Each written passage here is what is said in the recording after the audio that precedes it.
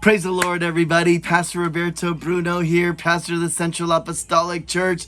Yes, coming to you again on another Friday, right? And it's good to have another Friday because it just means we're living our best lives, right? And if you're not living your best life, well, I encourage you to continue to seek God's face, continue to follow your dream, the goals that you have, because it is the hard work, it's the dedication, it's the surrendering to the Lord that eventually things happen. And I am a witness that dreams come true, because I'm living them right now vocationally, and I'm excited about that. So God bless you. I hope this video finds you well, beloved, and that you're just keeping the faith. You're staying strong, or staying the course, and just trusting on the strength of the Lord. If maybe your circumstance has kind of drained the energy out of you, the Apostle Paul said, when I'm weak, that's when I'm strong, aka meaning when I cannot do it myself, I lean on the King. So be encouraged. Be encouraged. God is so amazing to us, as, that I say a lot, and it's part of my daily vocabulary of just really believing God and trusting Him and loving Him. And it reminded me of the story of the adulterous woman, where Jesus was teaching, and the Pharisees drag this woman in front of him and tells him that basically trying to trap him. That's what John chapter 8 says. Tries to trap him by saying, hey, listen, this woman was caught in adultery, saying like, listen, if, he didn't, the law said if someone's caught in adultery, they should be stoned to death.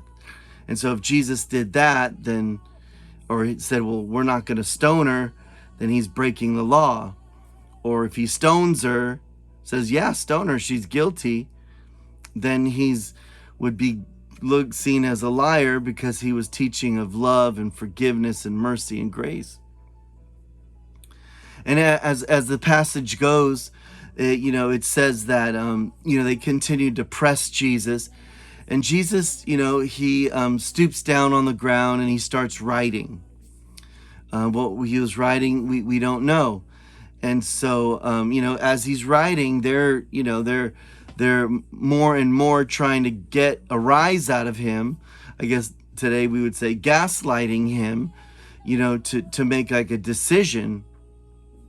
And, that's when he stands up and says, okay, who, the one that has never sinned, throw the first stone. And literally the passage says from the oldest to the youngest, they started, quietly slinking away, out of, embarrassment or foolishness.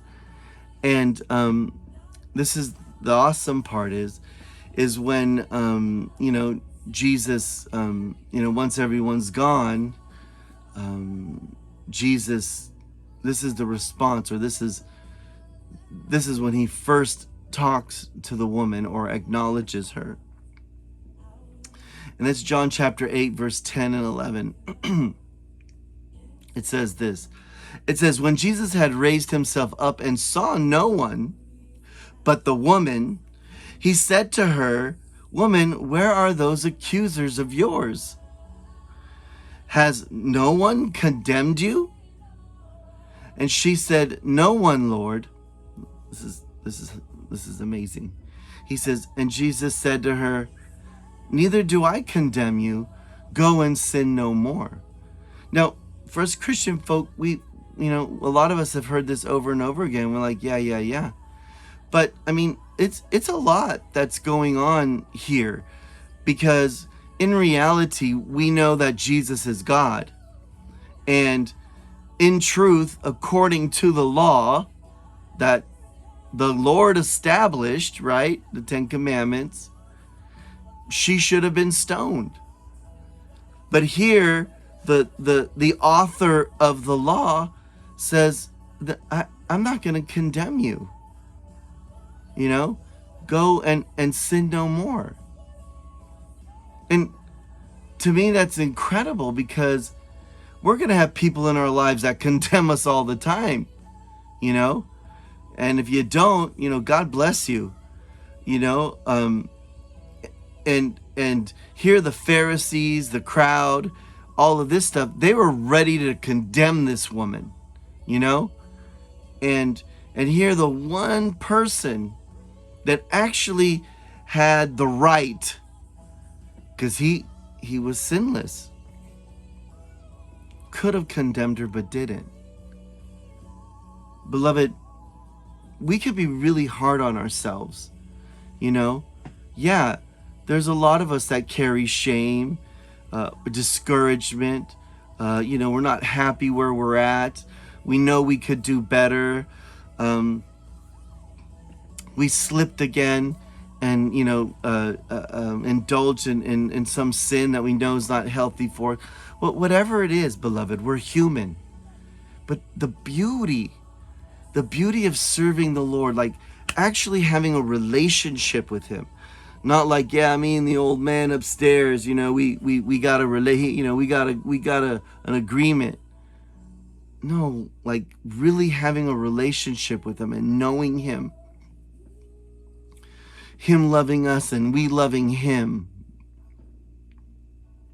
It's powerful, because he can easily condemn us. But that's not what he's about.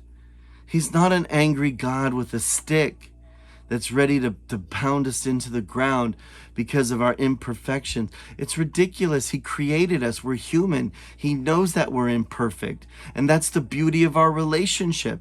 In our imperfection, in our sinful nature, we had all come to our senses and have served him or are serving him, gave our hearts to him, baptized, filled with the Spirit, all these wonderful things, still all in our imperfections.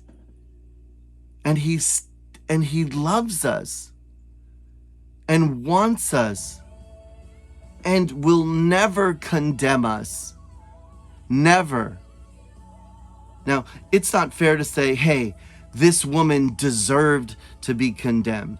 No, because in reality, we all deserve to be condemned, because all have sinned and fall short of the glory of God. That's not the point.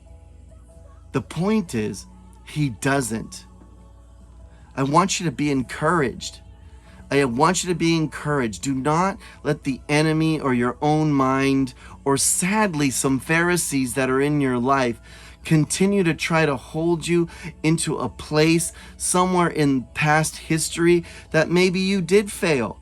Maybe you did, you did sin. Maybe you did have whatever. You made some bad choices. Well, who hasn't? The point is you don't live there anymore. God has forgiven you. You are clean. God even would say, what sin? What are you talking about? What failure? 1980? I don't remember that. What? I don't remember July 2023, what you did. Right? Go and sin no more. What a powerful thing. What a powerful thing. What a beautiful God we serve.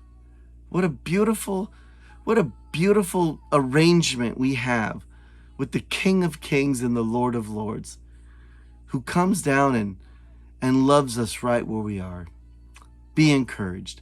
God bless you. Wish you the best. If you have 3 days off, hopefully you get a lot of rest. God bless you. See you soon.